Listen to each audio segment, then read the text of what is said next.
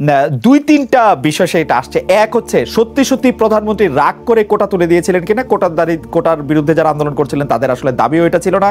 আমি 2018 সালে বাংলাদেশে ছিলাম, প্রধানমন্ত্রীর যে সেই কথা বা সেই নির্দেশ বা সেটা দেখে আমারও মনে হয়েছে যে তিনি রাস্তায় এই আন্দোলন এবং অন্যান্য অনেক কিছুর উপর তিনি বিরক্ত হয়ে সেটা করছেন, নাকি এটা কোনো সুচিন্তিত ডিসিশন ছিল সেটা। আর দ্বিতীয় কথা হচ্ছে যে এটাকে কি আসলে সরকারের ভিতর থেকেই আবার ফিরিয়ে আনার চেষ্টা করা হচ্ছে কোনো একটা কাউকে খুশি করার জন্য? আইন আদালতের ব্যাখ্যাটা আমরা প্রফেসর আসিফ নজরুলের কাছে শুনতে চাইবো, যে এটা তো আসলে মানে আমার কথা আমার নিজের কানেই কেমন জানি শোনাচ্ছে। আপনার একটু বিশ্লেষণ শুনতে চাই, যে সরকার যেটা চায় কোর্ট সেটা করে দিচ্ছে, এটা আসলে। ধন্যবাদ আপনাকে। এবং আগে বলা দরকার যে আমার একান্ত নিজের মত এটা। প্রথম কথা হলো যে সরকার প্রধান সিদ্ধান্ত কখন কিভাবে নেন তার নিজস্ব ওয়ে আছে, নিজের বৈশিষ্ট্য আছে, তার অ্যাডভাইজাররা আছে, ইত্যাদি ইত্যাদি। সুতরাং ওখানে আমার মন্তব্য করার কিছু নেই। আমি সরকারের মধ্যে ছিলাম, আলটিমেট সরকার প্রধানের সিদ্ধান্তের অংশীদার ছিলাম বলে আমি ওখানে ছিলাম, নইলে আমার ওখানে থাকার কোনো নৈতিক কোনো ইয়ে ছিল না। সেটা ঠিক হবে না আমার জন্য কোনো মন্তব্য করা। দ্বিতীয় কথা আমি আপনাকে আবার বলি, এইটা আমার ভোটার যাদেরকে আমি প্রতিনিধিত্ব করি সংবিধানের আওতায়, তাদের মন মানসিকতার একটা রিফ্লেকশন। সেটা হলো যে ইয়েস, তারাও বলে যে আপনারা বলে আমাদেরকে সরকার বলে যে ঠিক আছে মুক্তিযুদ্ধদের দিয়েছেন, তো এটা জেনারেশন আফটার জেনারেশন কেউ দিচ্ছেন, আমাকে ব্যাখ্যার মুখোমুখি হতে হয়। এবং আমি নিজেও দুর্বল ফিল করেছি অনেক সময় যে হাও মুক্তিযুদ্ধ করলো একজন, তার ছেলে, তারপরে তারও ছেলে। এটা আমার কাছে প্রাইমা ফেসি যৌক্তিক মনে হয়নি। বাট আমার সরকারের সিদ্ধান্ত আমাকে প্রতিপালন করতে হয়। এবং এটা একটা দুর্বলতা এখানে আমাদের আছে, যেহেতু বিষয়টা মুক্তিযুদ্ধ সংশ্লিষ্ট, এখানে আমাদের জাতি হিসাবে কিছু সফট কর্নার আছে। সুতরাং মাঝে মাঝে দুই একটা জিনিসে একটু দৃশ্যত প্রপার না হলেও আমরা এটাকে ওভারলুক করি। Number one. নাম্বার টু, আরেকটা বিষয় বলতে চাই, এখানে একটা কথা হচ্ছে সরকার কিন্তু চাকরি দিচ্ছে না। একটু কি আমি মাঝখানে বলবো যে আমরা এটা দাবি করি বটে, মুক্তিযুদ্ধের প্রতি আমাদের সফট কর্নার আছে, মুক্তিযুদ্ধ আমাদের কাছে অন্য জিনিস, কিন্তু আমরা কিন্তু এই মুক্তিযুদ্ধ নিয়ে যতগুলি কেলেঙ্কারি দেখেছি আর কোনো কিছু নিয়ে কিন্তু আমরা এরকম কেলেঙ্কারি দেখেন। এটা বিদেশি লোকদের স্বর্ণের মধ্যে ভেজাল দেওয়া থেকে শুরু করে, ভুয়া মুক্তিযুদ্ধ বানানো থেকে শুরু করে, মুক্তিযুদ্ধের প্লট দেওয়ার নামে প্রতিটা ডেস্কে টাকা দেওয়া থেকে শুরু করে, আপনি মুক্তিযুদ্ধের চেতনা বাস্তবায়নের নামে আপনি মুক্তিযুদ্ধ যেই কারণে করেছেন জনাব আব্দুল মান্নান, আপনিও এটার মধ্যে সর্বোপরি যুক্ত, সেগুলি বন্ধ করে দিয়ে। তো মানে এটা কি আসলে মানে শুধু কথারই কথা, মানে আমরা মুক্তিযুদ্ধের চেতনা বা মুক্তিযুদ্ধকে খুব ওইগুলা ব্যত্যয় গ্রহণযোগ্য নয় মোটেও, এবং এটা সমর্থনের কোনো প্রশ্নই ওঠে না। তবে একটা লাইভ গভর্নমেন্টে, লাইভ সোসাইটিতে নানা ধরনের লোক থাকে, হতে পারে ওই যে বললো সোনার মধ্যে মিক্স করে দিল ইত্যাদি ইত্যাদি। বাট এইগুলা ডিঙ্গিয়েই তো আমাদেরকে এগোতে হবে। মূল ইস্যু হলো মুক্তিযুদ্ধের প্রতি আমাদের যে স্বীকৃতি বা ইত্যাদি ইত্যাদি, সে হলো ওভারআর্চিং ইস্যু। এখানে ওখানে ব্যক্তিগত ফেইলিওর কিছু হয়ে থাকে, এটা আমরা অপরাধমূলক কাজ, এটাকে আমরা অপরাধের আইনে বিচার করব। এবং কিছু কিছু বিচারও যে হয় না তা নয়, কারো কারো ভাতা দিয়ে কারো কারো সম্মান উজ্জ্বল করা হয়েছে। আমি আরেকটা কথা আপনার এখন যোগ করতে চাই, চাকরি কিন্তু সরকার দিচ্ছে না, চাকরি দেয় আইনের আওতায় পিএসসির মাধ্যমে। সরকার অনলি রিকোয়ারিং বডি যে আমার এই লোক চাই, আইন সুনির্দিষ্ট আছে এবং পিএসসি রিক্রুট করে সরকারকে লোক দেয়। সুতরাং এখন যদি বলা হয় সরকার তার ইচ্ছা মতো রিক্রুট করছে, এটা সরকারের প্রতি বোধহয় অবিচার করা হবে। তৃতীয় একটা বিষয়, উচ্চ আদালতকে আমরা ফান্ডামেন্টাল আমাদের সমাজে আমি একমত না হলেও আমি মেনে নিই, এই আমরা চলি।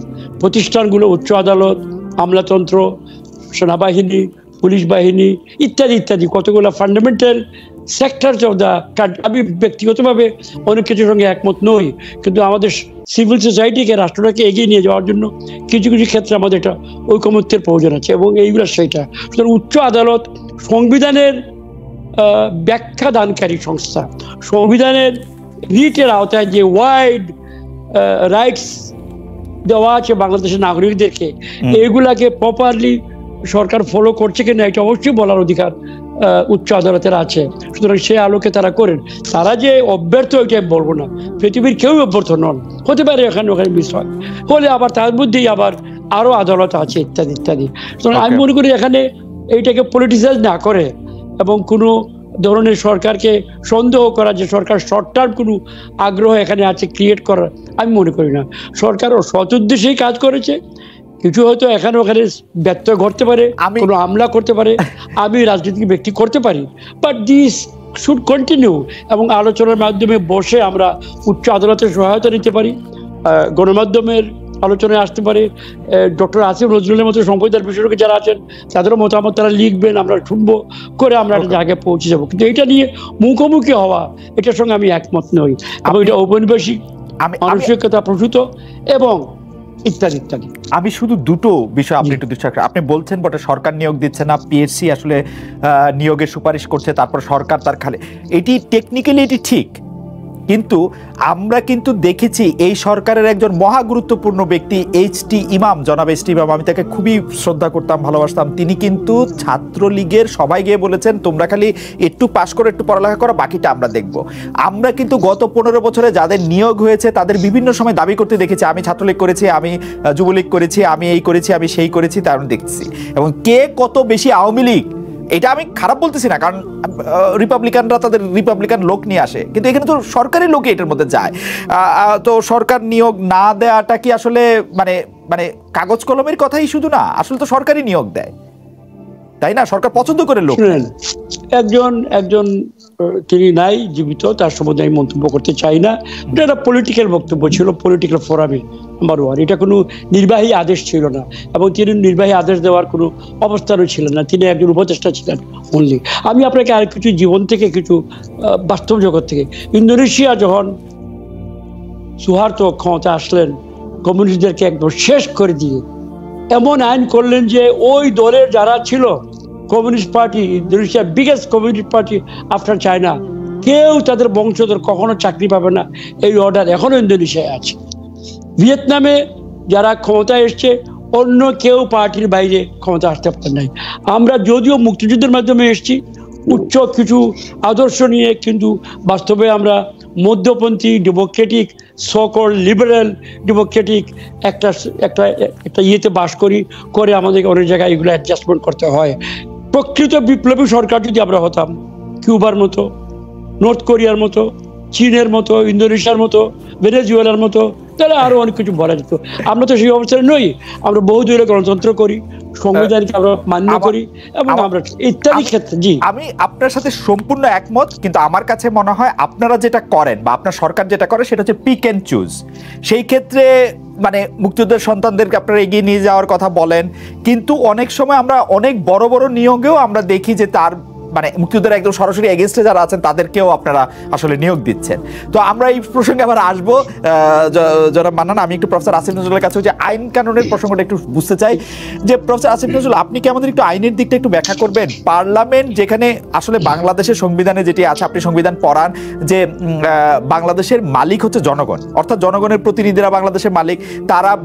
তারা বসে একটা সিদ্ধান্ত নিল যে এটা কোটা ব্যবস্থা থাকবে না, সেটা রাগ করেই করুক, অবস্থার পরিপ্রেক্ষিতে করুক, আন্দোলনে করুক, তারা এটা করেছে। এইটার বিরুদ্ধে কি রিট মেইনটেনেবল হয়? সেম জিনিসের ক্ষেত্রে আইনকে চ্যালেঞ্জ করা যাবে, কিন্তু সেইটা তো আসলে একটা বিদ্যমান জিনিসকে বদলে অবস্থার পরিপ্রেক্ষিতে এইটাকে একটা পরিপত্র জারি করা হয়েছে। এটার মধ্যে রিটটা মেইনটেনেবল হলো, তাই না শুধু সেটি আবার বহাল হলো, এইটি কি আসলে একটু আইনের দিকটা আমাদের একটু বলবেন কিনা?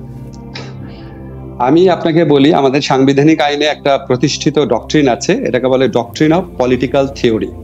হ্যাঁ, doctrine of political question, doctrine of political question, অর্থাৎ যেটা পিওরলি পলিটিক্যাল কোয়েশ্চেন, সেখানে জুডিশিয়ারি ইন্টারভেন করে না, সেই ব্যাপারগুলোতে জুডিশিয়ারি হাত দেয় না। এমনকি আপনি যদি অতীতে হাইকোর্টের রায় দেখেন, হরতাল নিয়ে যখন একটা আন্দোলন হয়েছিল, হরতাল নিয়ে যখন একটা রিট হয়েছিল, তখন কিন্তু উচ্চ আদালত বলেছে এটা পলিটিক্যাল কোয়েশ্চেন, এটাতে আমরা ডিল করবো না। তা আমি মনে করি যে এই সরকার কোটা রাখছে না, এটা আমি মনে করি আমার নিজস্ব বিবেচনায় একদম অনেস্টলি আমি মনে করি এটা পিওরলি একটা পলিটিক্যাল কোয়েশ্চেন। তো এই পলিটিক্যাল কোয়েশ্চেনে আমি যদি জাজ হতাম, তাহলে আমি এটাকে মেইনটেনেবল ধরতাম না। এখন আপনার ধরেন জাজ যারা হয়েছেন, উনি তো সমাজের বাইরের মানুষ না। আমার কমপক্ষে 10 থেকে 12 জন স্টুডেন্ট আছে সরাসরি যারা হাইকোর্টে জাজ আছেন। এখন আমি তো তাদের প্রত্যেকের কি একই মানসিকতা? এখন উনি কোন বিচারিক বিবেচনা নিয়েছেন আমি জানি না, ডক্ট্রিন অফ পলিটিক্যাল থিওরি অনুযায়ী এটা নেওয়ার কথা না।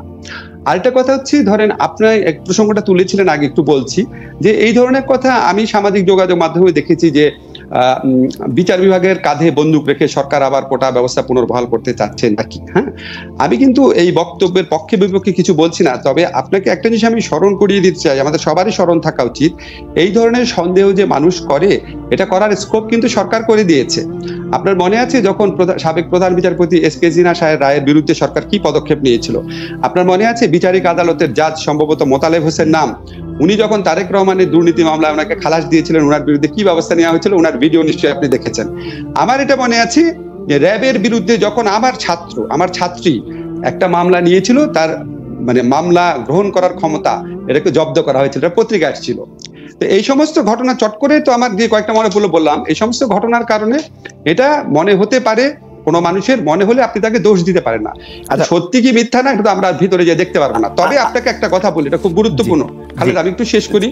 সরকারের এখনো শোনেন, আমি মনে করি কোটা ব্যবস্থা, আমি দৃঢ়ভাবে মনে করি, আমি যে কোনো জায়গায় যে কোনো মানুষকে চ্যালেঞ্জ করতে পারবো, কোটা ব্যবস্থা আমাদের সংবিধান অনুযায়ী বঙ্গবন্ধুর